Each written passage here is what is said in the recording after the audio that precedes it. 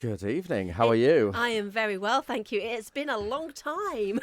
As we were just looking back, it was December the 7th, I think we saw. Wasn't it? Yeah, a long Yes. time ago, just before Christmas.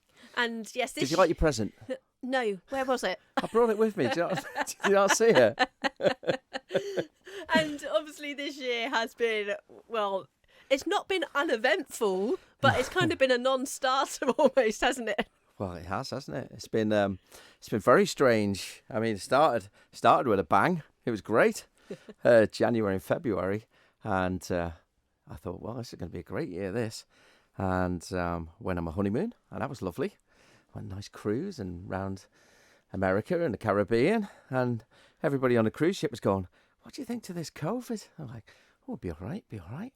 And then the next news came through that we were going to be the last cruise that docked back in Miami. So when we got back in, there were all these passengers, 5,000 passengers waiting to get on the Oasis of the Seas, and it wasn't sailing, and they all got turned away. Yeah, and then we were the last flight back to the UK before they shut the borders, and then we were the last flight back to the Isle of Man. So it's a good job you actually got back here. I know, yeah, could be still in America. Well, I don't think they'd have let you stay in America. I don't know. Give a shout to Donald, the Donald. I'm sure he would. Yeah, he might have chucked you over the border. You can go to Mexico. Yeah, I would have got David and Howard to get me back. or swim over the Atlantic. So, I did see over lockdown you were doing a fair few sort of like live streaming sessions, weren't you?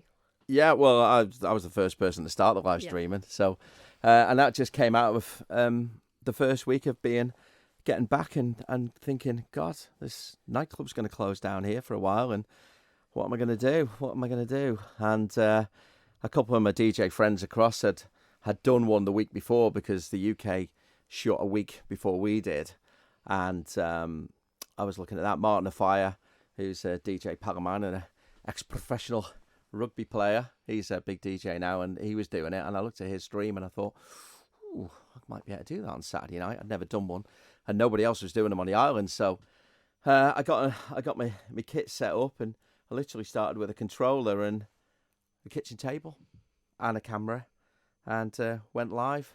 And within about an hour, I think I had 200 people watching. And then it just carried on through the night. And I was like, this is mad. People sending messages, and the whole stream got going. And then it went for the whole 12 weeks. It was phenomenally successful.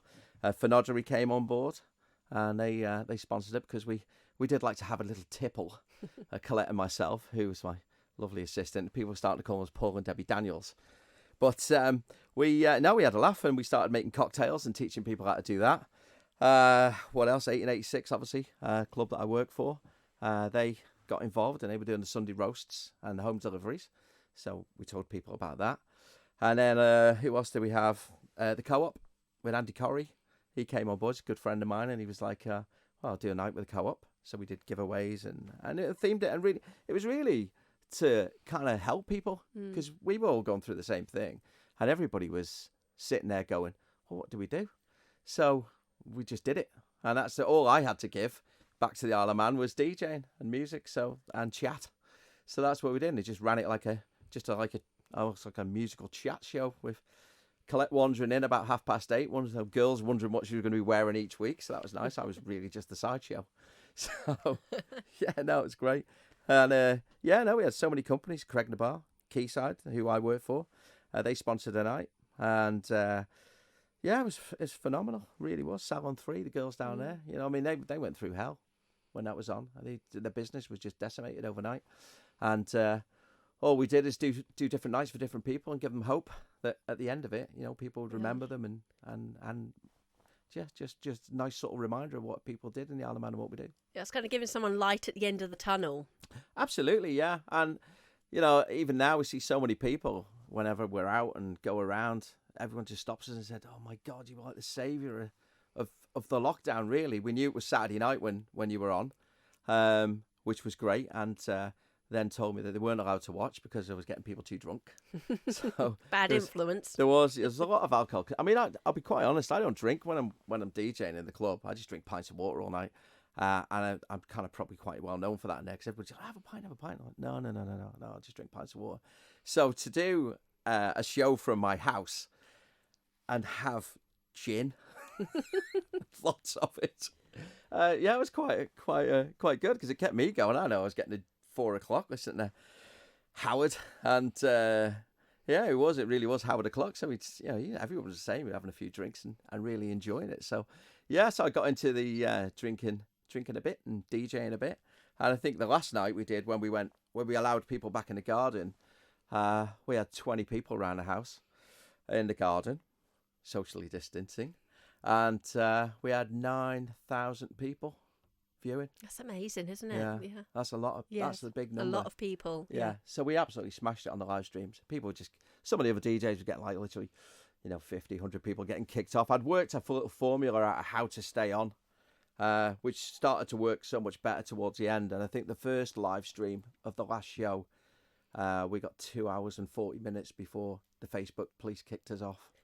So that was good. And we were, like I say, we're knocking 9,000 on the number, which is, I was pleased with that. Yes, and as soon as lockdown was lifted, obviously back in at 1886, and I mean, going out on like Friday, Saturday night, ever since that was lifted, when was it? It was the end of June, wasn't it? It has just been manic. It happened so fast. We thought that it would just open it up gradually and say, right, okay, well, this week we're going to maybe do this. But it went from, we think they're going to open the bars, to bang. It just went straight to the nightclubs. And we were full in 1886 from the minute the place opened, and it hasn't stopped. Every night and every weekend it is full on. The restaurant's full, the club's full, the cocktail lounge where I am, full. It's just phenomenal. The function room at the top in the loft, that is just, they just can't get enough people in there. The functions are booked up. So it's been amazing, it really has. And for anyone that hasn't been in 1886, obviously, just to explain the concept, it's sort of like different floors, and it's not like one massive room and all for all. It's separated, isn't it? Yeah, it is. The downstairs on the entry level is a sports bar by day, restaurant and sports bar. So they have the full bar service and the food service there. The giant TV screens, very, very big one at the front. They've opened a big extension at one end now where they've built a new DJ booth, and that converts then obviously to the nightclub and live entertainment at the weekends. And that usually kicks off on a Thursday night. Like this week, for instance, we had Miss Dynamite on Thursday night. Last night on the live entertainment, there was Penthouse Dive, and then Dan and Hendo take over then till whenever we close, which should be somewhere around 3:30 downstairs or so. Then so it's really, really good. There's a fantastic sound system. The investment in that place is gigantic, so the light and sound system is really, really good. Upstairs then, so if you went up to the mezzanine, that's where the restaurant is. Beautiful restaurant, fantastic new menu as well, which they've just introduced now. They've got a lot of sharing platters and tapas, and that's just gone wild on Facebook. So if you have a look on Facebook, you'll see that going off.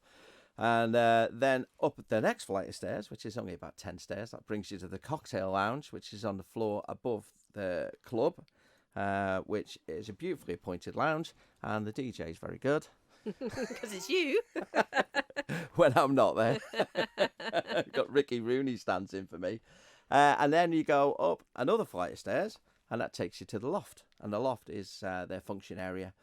And again, it's got a nice bar. It's got everything to do conference work during the day. The art club goes there. You have a life drawing club. I'm too fat for that now. Oh, well, join the club. You're all right, Kerry. You'll do.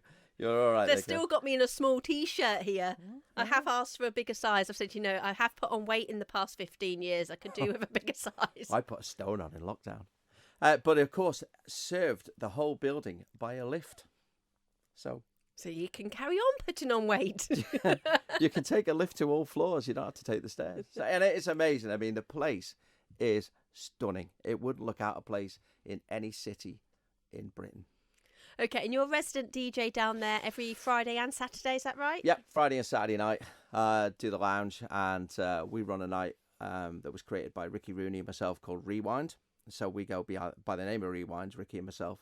And so you have Neil Cowie, you have Ricky Rooney. So we sort of swap it around a little bit. Generally, we do a big a massive mix of music from 70s, 80s, 90s, 2000s up to now.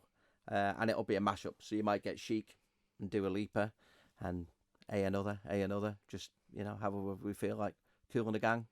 It's based, the club upstairs is predominantly for the over 25s. So the music is on that tip of over 25s. And we play to that style of music. We take requests off people. It's not like a cheesy jock night where you're speaking on a mic all night. We don't do any of that. It's all just mixed up music. It's mashed up all night. So, and that's how we do it, and it goes off well. There's a little something for everybody, and we're not afraid of changing it around a little bit. So yeah, it's good. And you're there tonight from 9 o'clock, so we need to be quick at the end of your Saturday night in the mix to get you down there on time. A fast car to the prom, but not speeding. Absolutely not. No, staying within the national speed limit, 30 miles an hour. And while you're here, mentioning everyone and everything, you work at Quayside Tyres in the day. Yes. And all this weekend is our big winning weekend wordplay. Yes. So we are still listening out for the Q to text in. We used to say Q to call, but we've moved on. So now it's Q to text. So we'll be doing that. Oh, am I going to be nice and tell you when? I tell you what, I'll tell you. It will be before Neil is Saturday night in the mix. But